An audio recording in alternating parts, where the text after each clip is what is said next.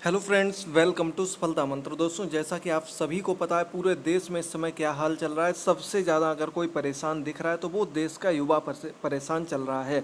तो दोस्तों, उसी सीरीज में उसी तरफ ध्यान खींचते हुए एक और खबर आप लोगों के लिए आई है, जो कि खास तौर पर उत्तर प्रदेश के लिए आई है। और जल्द ही अगर इसका विरोध ना किया गया तो ये पूरे देश के लिए भी लागू करने की स्कीम चल रही होगी निश्चित तौर पर। तो ये बात क्या है, आप सभी लोगों को शाम तक कि संविदा भर्ती क्या नियम बनाए जा रहे हैं, क्या कानून बदले जा रहे हैं, क्या किया जा रहा है। तो दोस्तों, ये हो क्या रहा है आखिर, आप लोगों को पता लगा होगा कि संविदा भर्ती यानी कि अब आप कोई भी एग्ज़ाम दें, चाहे कितनी बड़ी सी बड़ी परीक्षा दें, अगर वो आपकी खा वर्ग, गा वर्ग या अन्य घा वर्ग में आती है तो वो आपके संविदा भर्ती के अंतर्गत आएगी। जी हाँ दोस्तों, संविदा भर्ती यानी कि आपको परमानेंट नहीं किया जाएगा, आपका उसमें किसी भी प्रकार का कोई हक नहीं है।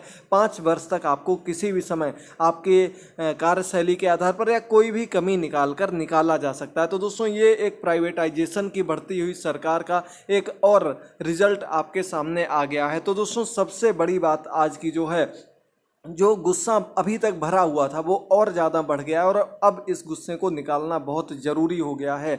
आप सभी लोग आज ही एकजुट हो, इसका अगर विरोध नहीं किया गया तो निश्चित तौर पर आगे आने वाली पीढ़ियों में, आगे आने वाले समय में बहुत ही बुरा होने वाला है। क्योंकि सरकार जिस प्रकार से चलनी चाहिए वैसे ना चल करके तानाशाही खुले तौर पर चल रही है। अपने लिए कोई भी कानून नहीं बनाए जा रहे, नेताओं के लिए किसी तरह का कोई बदलाव नहीं किया जा रहा है। जो भी नियम अब बनाए जा रहे हैं, जो कुछ भी बदलाव किए जा रहे हैं, सिर्फ युवाओं के लिए, सिर्फ बेरोजगारों के लिए किए जा रहे हैं। तो दोस्तों, क्या आपको लगता है कि युवा 5 वर्ष संविदा के लिए, यानी कि 5 वर्ष तक आप संविदा पर कार्य करेंगे और मेहनत आपको वही करनी पड़ेगी, आपको एग्जाम के लिए सेम टू सेम वही परीक्षाएं देनी पड़ेंगी, सेम टू सेम आपको उसी प्रकार से प्रिपरेशन करनी पड़ेगी। तो ये क्या सरकार का बहुत अच्छा फैसला है? नहीं दोस्तों, ये बहुत ही खराब फैसला है और एकमात्र इसका उद्देश्य है कि किसी भी प्रकार से जो सरकार का राजस्व जा रहा है उसको रोक कर रखना है। सरकार का राजस्व सिर्फ नेताओं के ऊपर खर्च होना चाहिए, ये सरकार का उद्देश्य है। जिस प्रकार से घोटाले होते हैं, जिस प्रकार से नेता लोग अपने मन मर्जी से सब कार्य करते रहते हैं, वही होना चाहिए। यही इनकी एक नीति है, यही ये लोग करना चाहते हैं कि किसी का भी अधिकार ना हो नेताओं के ऊपर। सीधे तौर पर तानाशाही की ओर राज्य सरकार पूर्ण रूप से बढ़ चुकी है और वही केंद्र सरकार भी करती आ रही है।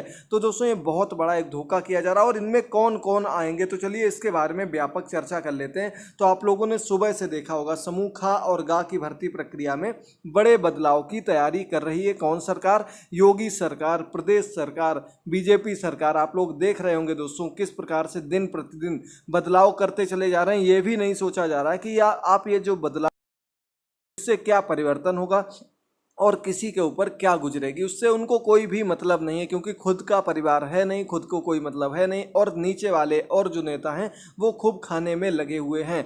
खूब अंधाधुंध कमाई चल रही है, जो जैसे मन में आए तैसे सरकार चलाई जा रही है। बस जो भी नियम बनाए जा रहे हैं, जो भी अनुशासन दिखाया जा रहा है, वो सब कुछ युवाओं के लिए दिखाया जा रहा है। अब बात कर लेते हैं, 5 वर्ष की संविदा से शुरू हो सकती है सरकारी नौकरी, यानी कि सरकारी नौकरी भी अब आपकी 5 वर्ष की संविदा पर होगी। हर 6 माह में मूल्यांकन होगा और अगर 60% से कम अंक आते हैं तो आप लोगों को नौकरी से तुरंत निकाल दिया जाएगा, बिना किसी नोटिस के, बिना किसी जानकारी के, क्योंकि आपके अंक कम आए हैं। तो अभी तक तो कहा जाता था कि अंक का कोई मायने नहीं है। जब भी आपको पढ़ाया गया एनसीएफ में कहीं पर भी, तो उसमें कहा गया अंक का कोई मायने नहीं है, सिर्फ आपको सीखने के लिए पढ़ाया जाता। लेकिन जब आप नौकरी करेंगे तो उसके लिए अंक जरूरी हो गए।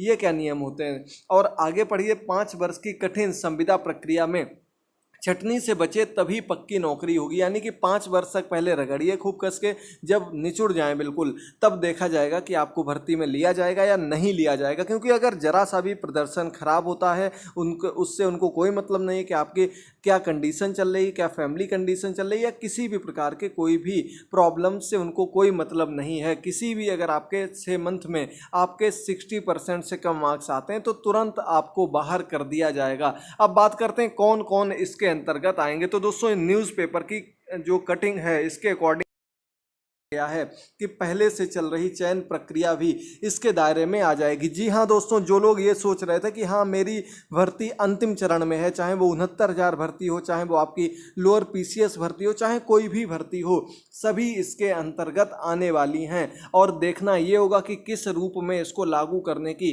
सरकार योजना बना रही है। लेकिन हमको देखने से काम नहीं चलेगा, उनकी इस योजना को पहले से अभी तुरंत ना अगर लगाम लगाई गई, ना रोका गया, तो ये पता नहीं क्या क्या बदलाव कर डालेंगे, क्या क्या कैसे कैसे बदलाव करने पर तुले हुए हैं। आप लोग जान सकते हैं दोस्तों, ये एक बहुत ही खराब फैसला है। सबसे खराब फैसलों में अगर कुछ कहा जाए तो आपका यही फैसला है जो कि योगी सरकार के द्वारा लिया जा रहा है। और अगर कड़े तौर पर यदि आप लोग एकजुट होकर विरोध अभी भी नहीं कर पाए तो निश्चित तौर पर हानि सिर्फ एक को नहीं होगी, बल्कि पूरे देश के जो करोड़ों युवा हैं उन सभी को इसका नुकसान भुगतना पड़ेगा। क्योंकि इन नेताओं के ऊपर कोई फर्क नहीं पड़ता है, चाहे आप लोगों को किसी भी प्रकार की कोई प्रॉब्लम हो, चाहे आप दिन रात पढ़ रहे हो, चाहे आप कुछ भी करके अंतिम चरण में बाहर हो रहे हो, या कितनी भी मेहनत करके जॉब पा रहे हो, उससे उनको कोई भी मतलब नहीं है। उनको सिर्फ संसद में बैठकर, उनको सिर्फ विधानसभा में बैठकर कानून बनाने हैं और कानून को जनता के ऊपर लागू करना है। वो ये भी भूल जाते हैं कि सिर्फ 5 वर्ष के लिए आपको चुना गया है, कोई जिंदगी भर के लिए आपको नहीं चुन लिया गया है।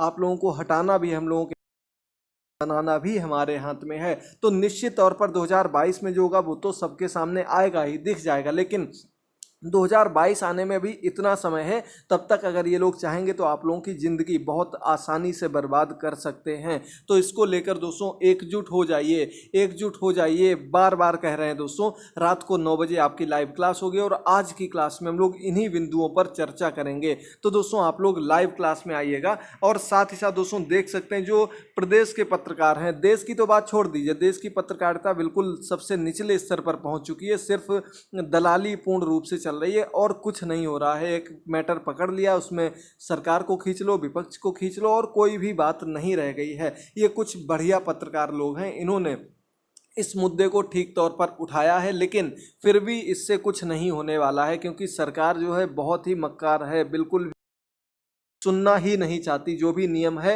वो ये चाहते हैं कि हम सिर्फ सीटी बजाएं और आप लोग उस हिसाब से काम करने लगें। कोई भी गर्दन ऊपर नहीं उठा सकता, और जिसने गर्दन ऊपर उठाई तुरंत उस पर मुकदमा लगा दिया जाएगा देशद्रोह का।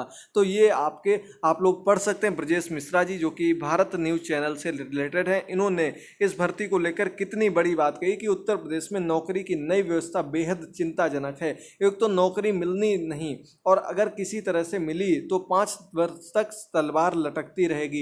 इस तरह का आइडिया युवा विरोधी है। बिल्कुल सही बात दोस्तों, युवा विरोधी होने के साथ ही साथ ये फैसले ऐसे लेता कौन है, कौन ऐसे नियम बनाता? क्या उनके ऊपर कोई कार्रवाई नहीं होनी चाहिए? क्या सिर्फ नियम जो है वो सिर्फ जो मीडियम लेवल का, जो सिर्फ मिडिल क्लास का बच्चा है, मिडिल लोअर क्लास का बच्चा है, उसके लिए ही सभी नियम बनाए जाते हैं? साथ ही साथ ये देख सकते हैं आप लोग नीचे और भी लोग हैं जिनमें अमिताभ अग्निहोत्री जी का नाम भी सबसे ऊपर लिया जाएगा। इन्होंने भी इस भर्ती को लेकर कहा है कि इस प्रकार की भर्ती का विरोधी रहे हैं, ये समर्थक नहीं है, और इस प्रकार के मूल्यांकन से नौकरी में व्यवहारिकता खत्म हो जाएगी। और निश्चित मानिए दोस्तों, सिर्फ और सिर्फ दलाली पर नौकरी मिलने लगेगी। सिर्फ और सिर्फ संविदा में आपने देखा होगा वैकेंसी का क्या हाल होता है। जो या तो खास लोग हैं या जो पैसे दे सकते हैं, उनको एक निश्चित समय के लिए रख लिया जाता है, और उसके बाद अगर 5 वर्ष बाद आप लोग फिर रुपए देंगे तो आप लोगों को पूरा परमानेंट किया जाएगा, नहीं तो फिर आपको हटाकर फिर उनका ही फायदा है, दोबारा से नए स्तर से भर्ती शुरू कर देंगे, वैकेंसी खाली बनी रहेगी।